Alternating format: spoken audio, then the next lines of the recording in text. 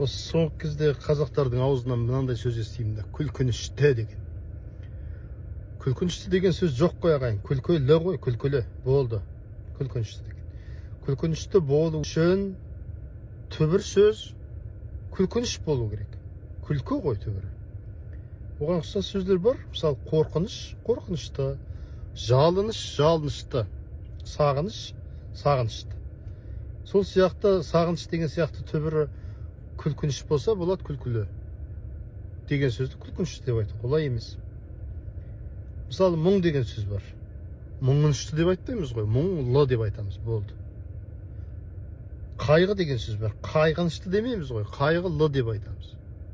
Мен осы сөзді айтып отырған себебім, бұрын балалардың ғана аузынан естіп көп мән бермейтінмін. Балалар өздері жаңағы ұқсатып айтып жүргендегі қояды ғой деп. Сөйтсем, білдей, даптардай азамат қазақтың тілі, руханият туралы көпшіліктің алдында мінберде тұрып, сөз сөйлеп тұрып, күлкінішті жағдай ғой дейді. Қараңыздаршы. Басқаға қайтып ақыл айтасың. Абай айтқандай, сөз түзелді, тыңдаушы сен де түзел деп. Сөзін түземей тұрып, ол тыңдаушыны қалай түзейді? Тыңдаушы қайдан сөз алады ол кісіден? Осындай жағдай. Сондықтан кейде біз көп сөздерді дұрыс айтып жүргеніміз жоқ.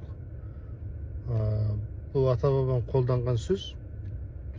Бір кітаптан осындай күлкініш деген сөзді әкеп көрсетсеңіз, мен мұна жазып отырған әңгімемді қатеге шығарып, видеомды өшіремін. Бірақ ондай сөз жоқ, өкінішке орай, таппайсыз еш жерден. Сондай әбден дау болып тізесі шыққан әңгіме, туған күн ба, туылған күн ба деген. Ағайын, туылған күн деген болмайды, туған күн болады.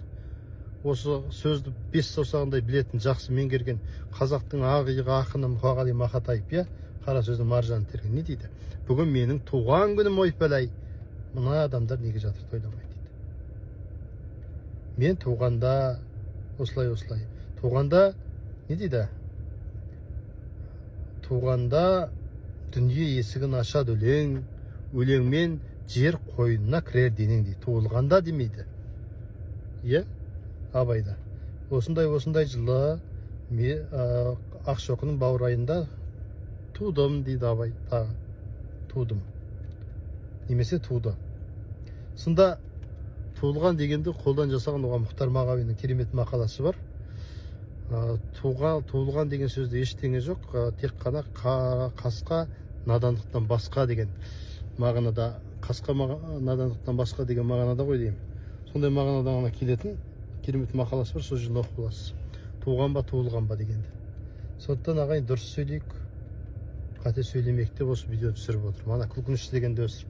Кәдімгідей құлағым тосырқап, жатырқап, бір жайсыз естілді маған. Сіздер дұрыс қабылдай бересіздер ме әлде?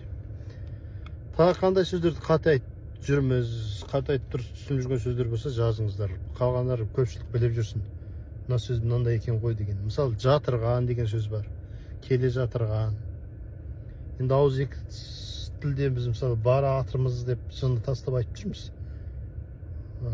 Оның өзі қате, шынтуайтында. Тағы қандай қате сөздер бар? Жазамыз комментарийға.